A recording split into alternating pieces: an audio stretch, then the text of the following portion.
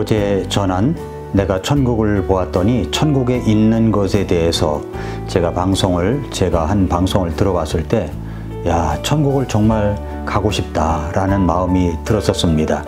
근데 천국의 새 예루살렘 도시에는 있는 것과 없는 것이 있습니다. 우리가 거할 새 예루살렘에 있는 것이 있다고 그랬죠? 이 천국에 삼위일체 하나님이 계십니다. 하나님 아버지, 어린 양이신 그 아들 하나님, 그리고 성령 하나님이 계십니다. 이곳에 거룩하고 선택받은 천사와 천상의 존재들이 있습니다. 예수님의 신부인 교회가 있고 구원받은 사람들이 있습니다. 구원받은 이스라엘도 있습니다. 순금으로 된 길이 있습니다. 생명나무가 있습니다. 달마다 12가지 열매들이 열립니다. 새 예루살렘의 영광이 있습니다. 그런데 이 새 예루살렘, 천국에는 없는 것이 있습니다. 없는 것들이 있습니다. 첫째는 악한 것이 없습니다.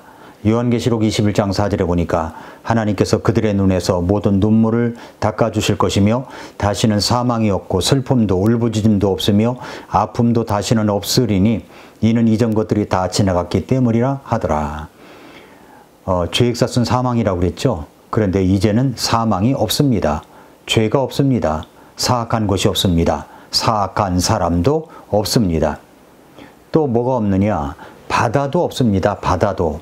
요한계시록 21장 1절에 보니까 내가 새 하늘과 새 땅을 보았으니 이는 처음 하늘과 처음 땅이 사라졌고 바다도 다시는 있지 아니하였기 때문이더라. 바다가 없습니다. 바다가. 이것에 대해서 찰스 스윈들 목사님이 지은 요한계시록 강의 주석서를 보고 그 내용이 있기 때문에 제가 좀 정리를 해봤습니다. 우리는 바다는 필수적인 것으로 봅니다. 또 긍정적인 것을 보고 있죠. 우리가 학교에서 배웠듯이 기후의 주기가 유지되려면 바다가 꼭 필요합니다. 비가 너무 오지 않고 태풍도 없으니 강마다 녹조가 가득한 것이 마치 지금 우리나라 모습입니다. 태풍의 유익이 있습니다. 태풍은 우리에게 주로 파괴적인 자연현상으로 알려져 있지만 긍정적인 영향을 미치고 있어서 우리에게 필요하다는 것입니다. 왜 그럴까요? 수자원을 보충해 주기 때문입니다.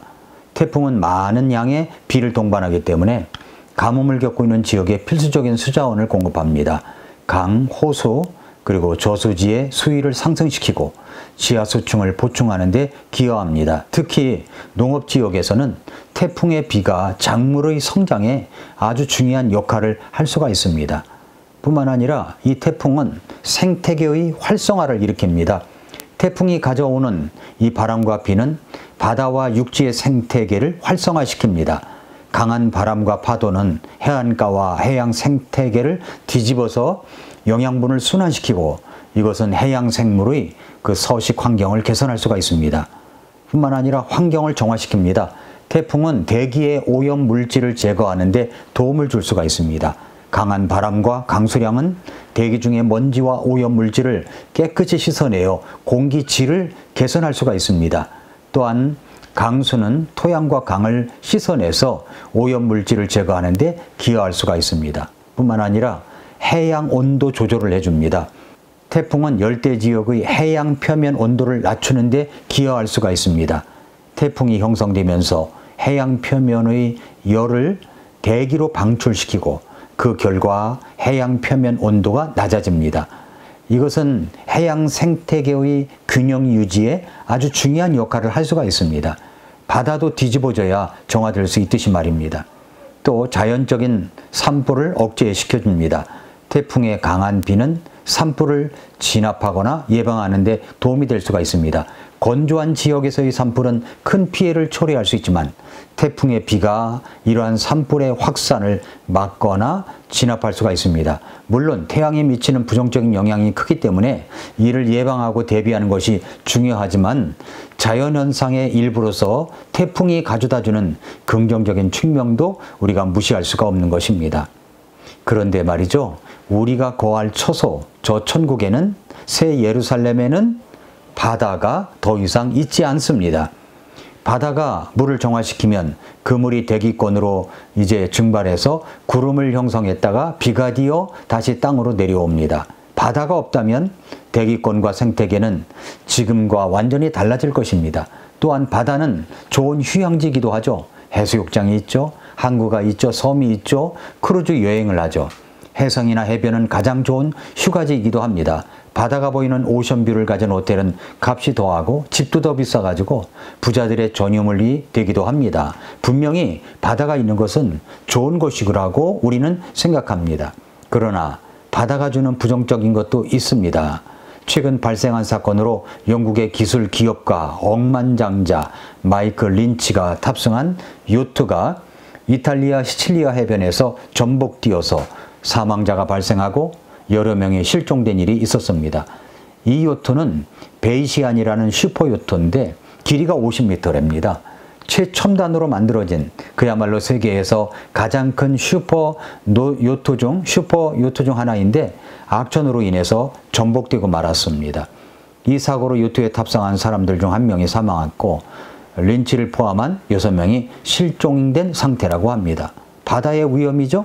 바다 때문에 부자가 된 사람도 있지만 바다 때문에 망하고 죽은 사람도 있습니다. 새하늘과 새 땅이 열릴 때 그때는 바다가 없습니다.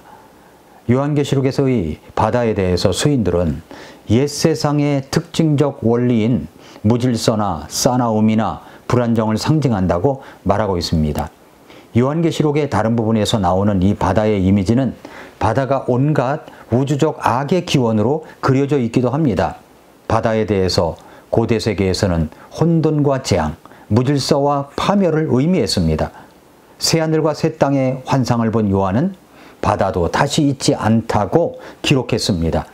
이것은 세상의 질서가 지금의 이 땅과는 완전히 다를 것을 예시하고 있는 겁니다. 21장 4절을 다시 볼까요? 21장 4절에 하나님께서 그들의 눈에서 모든 눈물을 닦아주실 것이며 다시는 사망이 없고 슬픔도 울부짖음도 없으며 아픔도 다시는 없으리니 이는 이전 것들이 지나갔기 때문이라 하더라. 없는 것을 계속 이야기하죠. 눈물이 없습니다. 아픈 기억들이 사라집니다. 사망이 없습니다. 슬픔도 없습니다. 울부짖음도 없습니다. 아픔도 다시는 없습니다. 이전 것들이 지나갔기 때문입니다. 21장 6절에서 또 내게 이르시되 다 이루어졌도다. 나는 알파와 오메가여 시작과 끝이라. 내가 목마른 자에게 생명수의 샘에서 값없이 주리라. 뭐가 없어요? 목마름이 없습니다. 21장 8절에서 그러나 두려워하는 자들과 믿지 않는 자들과 가증한 자들과 살인자들과 음행을 일삼는 자들과 마법사들과 우상숭배자들과 모든 거짓말쟁이들은 불과 유황으로 타는 호수에서 자기 몫을 받으리니 이것은 둘째 사망이니라 하시니라. 이런 것들이 이제는 없습니다. 다 불과 유황으로 타는 호수에 던져져서 자기 몫을 받는다고 말씀하고 있습니다. 또 없는 곳이 있습니다. 성전이 없습니다. 성전. 21장 22절에 보니까 또 내가 보니 그 안에서 성전을 보지 못하였으니 이는 주 하나님 전능자와 어린 양께서 그 도시의 성전이시기 때문이라 라고 했습니다. 성전이 없어요. 또 밤이 없습니다. 밤이. 21장 23절 그 도시는 안에서 비출 해와 달이 필요 없으니 이는 하나님의 영광이 그 도시를 밝혀 주었고 어린 양께서 그 도시의 광채이시기 때문이라. 25절에는 거기에는 밤이 없을 것이므로 낮에 그 도시의 문들이 결코 닫히지 아니하리라. 밤이 없어요. 닫힌 문이 없습니다. 뿐만 아니라 저주가 없다고 22장 3절에 말씀하고 있습니다. 다시는 저주가 없을 것이며 하나님과 어린 양의 왕좌가 그 안에 있어서 그분의 종들이 그분을 섬기고 라고 했습니다. 그러면서 요한계시록 21장 27절에서 이렇게 말씀하십니다. 더럽게 하는 것은 어떤 것이든지 결코 그곳으로 들어가지 못하며 또 무엇이든지 가증한 것을 이루게 하거나 거짓말을 지어내는 것도 들어가지 못하되 오직 어린 양의 생명책에 기록된 자들만 들어가리라. 천국에는 새하늘과 새 땅에는 새 예루살렘에서는 더럽게 하는 것, 가증한 것, 거짓말을 지어내며 온갖 악한 짓을 하는 자들은 모두 그 천국에 들어가지 못합니다. 오직 그러나 어린 양의 생명책에 기록된 자들만 들어갑니다. 20장 15절에서도 누구든지 생명책에 기록된 것으로 드러나지 않은 자는 불호소에 던져졌더라 라고 말씀했습니다. 성도 여러분, 여러분의 이름은 생명책에 기록되어 있다고 확신하십니까? 여러분 확신하십니까? 그렇지 못하다면 여러분은 구원받아야 될 사람입니다. 저희 교회로 연락 주시면 구원의 문제에 대해서 정확하게 상담해 드립니다. 여러분의 이름은 생명책에 기록되어 있다고 확신하십니까?